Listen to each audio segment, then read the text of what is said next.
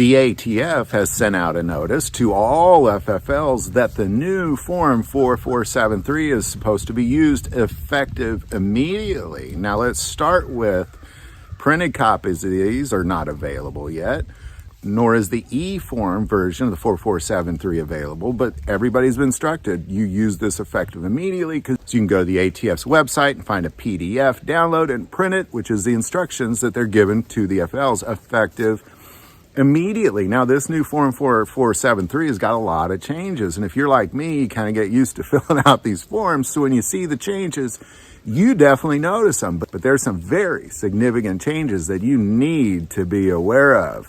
So I'm just going to go through all of the major changes on this form.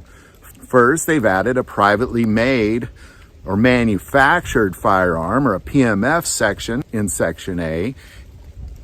So what this is if an FFL buys a gun from somebody that's been self-made or self-manufactured, that they have to, this is their documentation part of that. That's the first time we have ever seen that on this form. It's a very new thing to it. But this is, a lot of these also, we'll talk about that, they have to do with the Safe Community Act as well. This is a first implementation of those things. All right, the second one is a really big one. The second one is when you put in your address and city, they ask, do you reside in city limits? So for example, here filming this video, I'm near Camden, but I'm way outside the city limits, but my address here is Camdenton.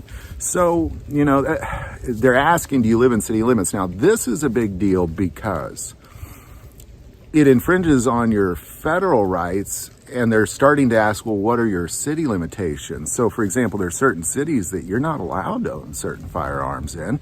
So even though you may not be buying that firearm within those city limits, they're going to start red flagging you if you live in places like Chicago, Philadelphia, New York.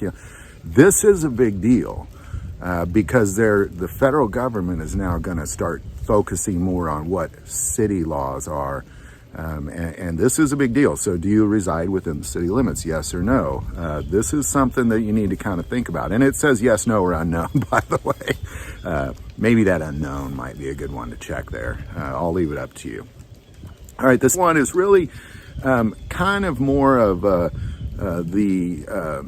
straw purchase category. It's under Section 21 and Section 21B. Do you intend to buy or sell to anyone listed in 21C through M? And then it lists a bunch of people who should not be owning firearms. Essentially saying, are you straw purchasing this gun? And then it's giving details like, are you doing it for this reason, this reason, this reason, this reason? So be cautious of that. I mean, it's always been against the law to buy guns for people, but it went from, are you buying this for somebody, to are you buying it for, here's a list of people. All right. Section 21C, the next change is, are you buying this gun for terrorist reasons or drug trafficking? I guess they want to know. So if you're going to use it for those reasons, now that you got to check yes. All right, the next major change, and here's where it really we get into the Safe Community Act, is the 10-day waiting period for anybody under 21. And there's a whole new section on that on this Form 4473. First, they ask the age. You have to say if you're under this age, yes or no. If you are, it warns you. There's a notice. There's going to be a waiting period. There's a potential of a waiting period that NICS could check up to 30 days. There's typically a 10-day waiting period, but because of all these changes, it used to be you'd wait so long and then they could issue the firearm. Now, if you keep going through this thing, other additions, or is a notice of additional delay of transfer under 21. So they may say, well, you're going to have to wait an additional blank day, and there's a blank, this many days. So then you could issue the firearm on blank date. So there's a lot of more administrative pieces for the under 21 buyers all of a sudden on this Form 473. So, just really quick, the biggest one, are you selling a privately manufactured firearm? Do you live within the city limits of the city you say you reside in? Do you tend to sell it to anybody illegal? But here's the illegal things that they might engage in. Do you tend to buy for drug trafficking or terrorism?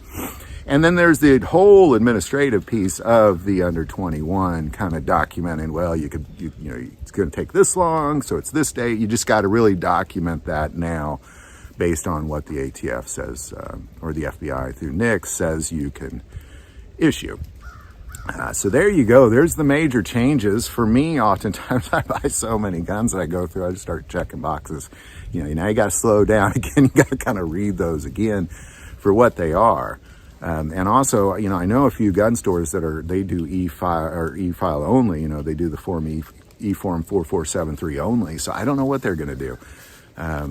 But this is where it's at, and it's effective immediately. So any thoughts or insight on any of this? Love to hear kind of what you're seeing. If you run an FFL, kind of what you've heard from the ATF, how effective is it, what complaints you get, and anything you might know if you live in a city that has, because that's the one that really concerns me, is within the city limits. Honestly, it's the one that really, I'm like, wait a second, that is none of your business if I live within the city limits.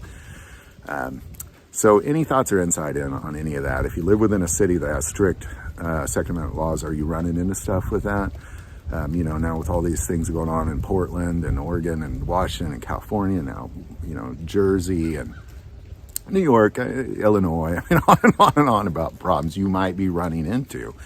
You live in Chicago, you might not be, you go to Southern Illinois to buy a gun, you might not be able to buy that gun because you live in Chicago. So any insight on that, definitely put that below as well. If you like this video, click like and subscribe.